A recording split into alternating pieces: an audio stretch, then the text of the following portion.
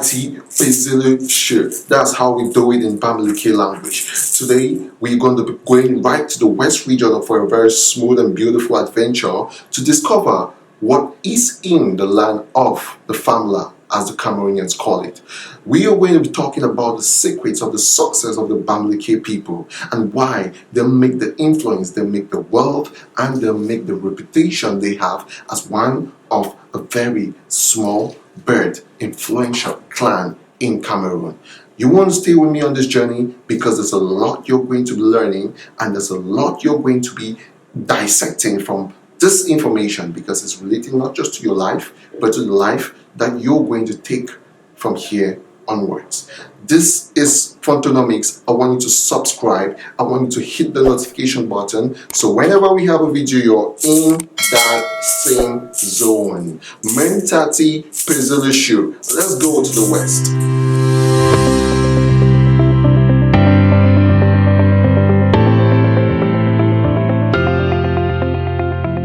The first reason for the success of the Bamilekes is all around me. It's all about the succession plan. The story of the Bamilekes is one which is so much interesting and is worth acting as a movie, one which I can recommend to any intermediate entertainment sector. The first thing is, the Bamilekes are so endowed in their culture. Their culture is a sacred arm of their being. And one thing about their culture is the succession aspect of their culture. Now, if you're born in a land like this, we are currently at Batufam, and your father, for example, has 20 kids, and he passes away. One thing that is being done is there's what they call succession rights, which one person needs to be able to come to throne with. And when that one person inherits what the father had, what is made of the 19 others? Because of the several aspects that pertain to succession rights, the other Bamilekes had to go out to see how they can fend for their lives. So they had to move into other cities. That's one thing that caused the Bamileke migration in other cities like Douala, like Bamenda, like all other parts of Cameroon, including the northern regions of Cameroon. And today, you can see them in every sector, in every city, in every nook and in every cranny. That succession aspect of the culture has been a key and backbone to their success, because it made them to be able to think beyond themselves. It made them to be able to know that though we are 19 plus or though we are 20 plus, with a high level of birth rate that exists amongst the culture of the people, they can still make a living. So succession made them to move from grass to grace. So African tradition should definitely be an opportunity for us and not a bad luck. The second thing that actually came to the opening of the Bamileke mindset and their ability to be able to magnetize a strong capitalist economy and system for themselves is Tontines. Tontines has been one of the major reasons for the success of the Bamileke people.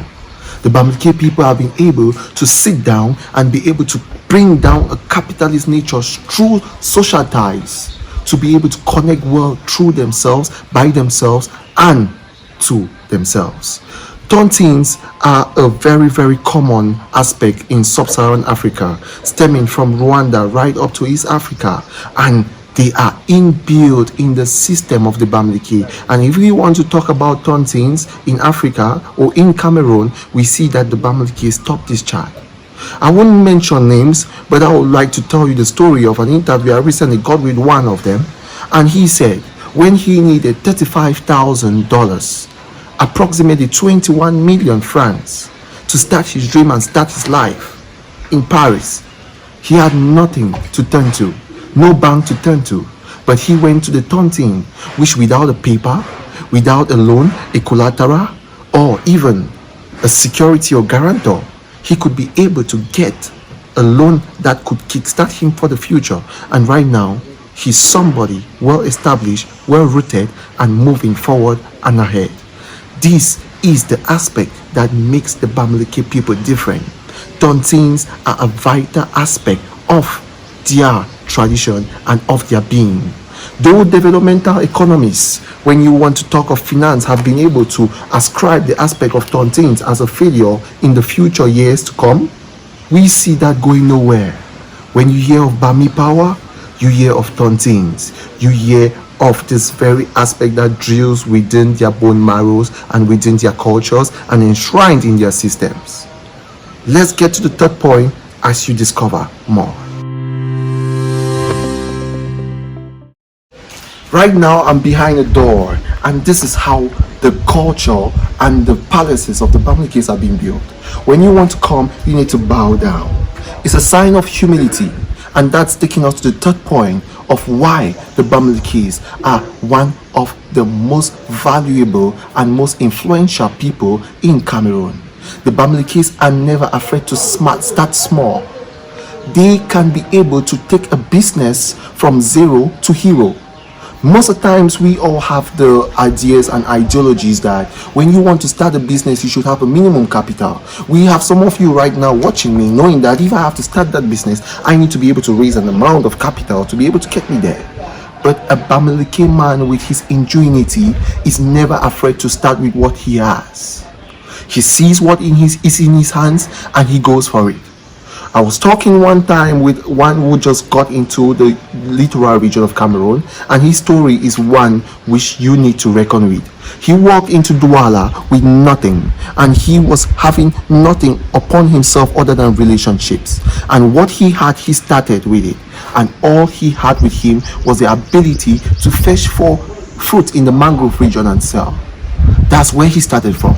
But now you'll be shocked to know that he owns a building and he's a realtor, and that is the power of the Bamilekes. If you give them mud, they turn into bricks. If you give them lemon, they turn it into limonade. And above all, if you squeeze them, you get something beautiful.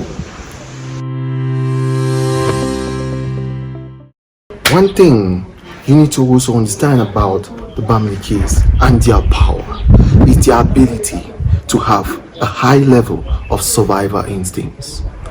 A Bamileke man can be able to be melted into any region and he's going to fit the cup, because he understands that life is made up of constraints, and constraints are part of life, and without constraints you cannot grow, and without constraints you cannot forge ahead. Looking at all what you see around here, you see how they have been able to forge ahead ingeniously with the ability to understand the aspect that constraints are part of their culture, constraints are part of their being, and constraints are part of what they call life. And that is the essence that makes them to forge ahead. A clear example of the ability for a Bamileke to have the high level of survival instincts than any other Cameroon region or ethnic group in this nation is the fact that if you walk around Cameroon today, in every region, in every city, in every quarter, you are going to find a Bamileke there. And you won't find them sitting folding their hands. You will find them surviving. You will find them thriving. And you will find them, and you may almost not recognize them, because if you go to the north, you hear a Bamileke man speak. He speaks Fulfulde like a novice, because he knows for him to be able to survive, he needs to be able to adapt and to adopt. And these are the two things they are good at. They say how you think determines the way you go. How you think determines the way you forge ahead. And I love the book of James Allen, where he says, as a man thinketh. And this is how the people of the Bamileke people have choose to think. They have thought about being people who understand the importance of a dwelling. If you see a Bamileke man work so hard, he works so hard with his first mindset focused on dwelling. Where do I stay? Where do I live? Where can I be able to put my head on? And this is what you see all around here. People that work to see that they can be able to live somewhere that is called theirs. That's why everywhere you go around the country and you see them, you see the first thing they get in terms of assets is not cars or the luxury of life. You see them always strive to be able to build something that is sustainable. If they are not building a business which is sustainable, they are buying lands that are stable and sustainable. If they are not generating income in different aspects of life, in terms of several aspects of economy and also ingenuity, you see them in their dwelling aspect, which is the remarkable thing about them. When you talk about immeuble in Cameroon, the first thing that gets to your mind is which Bamileke man owns it, and this is where we see Bamileke power. They are focused on land oriented to dwelling, oriented to where they stay first amongst everything, because they are the pupil of the pupil, and a Bamileke man is the man of the pupil, because they have understood the fact of living together and helping each other grow. The seed reason for the success of the Bamileke people is their ability to invest in need-based businesses. From banking of BK Funkam to insurance of Kadji Defosso to King Calorie businesses of Foku, you see them there. I want you to take a look at all these businesses around on the screen. There may be businesses you've worked with. There may be businesses you've been loyal clients or customers to. And some you may not even know. I'm shocked, and I know some of you are shocked actually to see Douala Grand Mall in that line. A recently established structure which has been the talk of the Central African region. That's what we call Bami power. People who've been able to find and captivate the interest in investing in need-based businesses, things that serve you locally every single day, things that are never going to die out. Construction, banking, insurance, and all the slots of sectors and segments in the economy.